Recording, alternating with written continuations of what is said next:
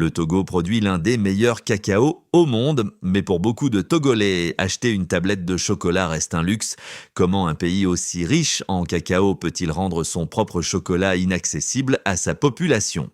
L'actualité au Togo est marquée par la construction et l'inauguration récente d'un centre d'excellence de traitement post-récolte du cacao à Abrewankor, dans la préfecture de Wawa. Alors, pourquoi cette localité, Adam ? Cette localité, d'abord, c'est la première localité productive du cacao au Togo. La première ? La première, tout à fait. Puisque c'est le Wawa qui est la première localité productive du cacao au Togo. Et justement, parce que quelque part, lorsqu'on parle d'excellence, c'est justement faire en sorte que sur cette culture-là, le Togo a fait beaucoup de merveilles. C'est vrai que sur la quantité, nous sommes loin. Nous sommes très loin en ce qui concerne donc la quantité, parce que nous sommes proches de la Côte d'Ivoire, qui est le premier pays producteur, suivi donc du Ghana et justement le Cameroun, etc. Le Togo tient en tout cas l'un des pays qui n'est pas vu en termes de quantité. Mais justement sur cette chaîne de valeur-là, le Togo veut se positionner comme le producteur de qualité. Et je pense que lorsque vous prenez les produits... Parce que les autres ne produisent pas de qualité ? Non, la qualité est là, mais quand même lorsque nous voulons quand même... revoir sur beaucoup d'aspects. La qualité premium. Voilà, le Togo fait beaucoup d'efforts en ce sens-là. Et donc, chaque pays a sa politique en ce qui concerne donc l'agriculture. C'est vrai, d'autres ont le premium en ce qui concerne la quantité, mais nous n'avons pas la quantité, mais nous voulons avoir la qualité. Et c'est sur cet aspect-là que le CCFCC a dit véritablement dans ce qui a fait des résultats ailleurs, notamment donc le Cameroun, puisque c'était le pays qui est cité en premier en ce qui concerne donc ces centres-là, et qui permettent en réalité aux producteurs de pouvoir tirer meilleur profit de leur production.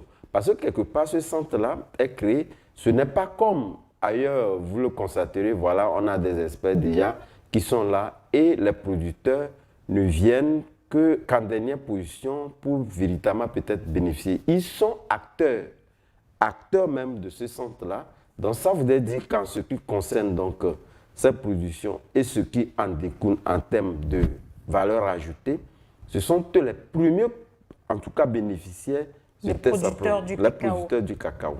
Donc c'est en cela. Mais je pense que ce n'est qu'une première partie. Puisque ce qui se fait, c'est nous avons quand même des centres d'excellence qui vont venir. Il y a 2 qui ont été donc déjà cités, donc, qui vont accompagner celui-ci pour permettre à ce que en tout cas, les producteurs puissent donc tirer meilleur profit comme ceux qui sont dans le Wawa, comme je l'ai dit, premier producteur du cacao au Togo. Alors, les produits ne sont pas adressés aux populations locales, on dirait.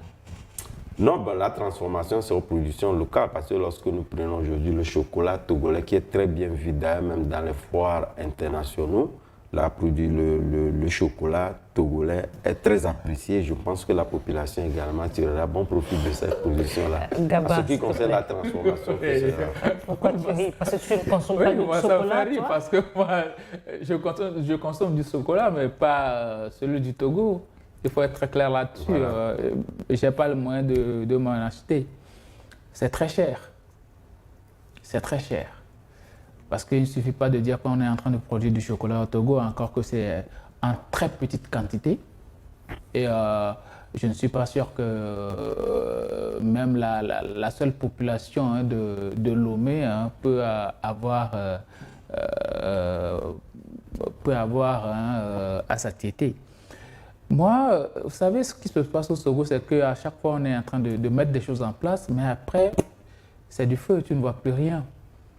Parce qu'il ne suffit pas de mettre des structures en place, il faut de l'entretien aussi. Je vais venir par rapport aux structures même. Et l'initiative est bonne. L'initiative est bonne, certes, mais il faut voir les antécédents. On avait vu le cas d'histoire d'assemblage de motos ici. Je ne sais plus si ça existe véritablement. On a vu le cas de filière soja. Aujourd'hui, la filière soja est dans des difficultés pas possibles. Et on vient maintenant avec le cacao. Déjà, avec le cacao, il faut voir les conditions de vie de ce producteur-là. Comment est-ce que les achats sont faits? Aujourd'hui, sur le marché, le prix du cacao a baissé drastiquement à près de 60% de réduction. Et à l'international aussi, ce n'est plus vraiment ça. Parce que la plupart du temps, ce sont les Occidentaux, les acheteurs qui fixent même les prix. C'est par rapport à eux que les prix sont adaptés. Et aujourd'hui, on est en train de parler d'un centre. Moi, j'aurais aimé si on me parle de centre de transformation. On est trop dans la vente des produits bruts à l'international, des matières premières brutes à l'international. À chaque moment... Mais est-ce que ce n'est pas une étape, le centre de post-production? Une étape, on ne va pas être dans cette histoire, on ne va pas être... transformation. Il y a certaines choses, si nous voulons le faire... Entre excellence agricole et réalité du pouvoir d'achat, le paradoxe du cacao togolais soulève de vraies questions. Le chocolat made in Togo doit-il rester un produit de luxe ou devenir une fierté accessible à tous? Donnez votre avis en commentaire et abonnez-vous pour plus d'analyses sur l'économie et l'actualité africaine.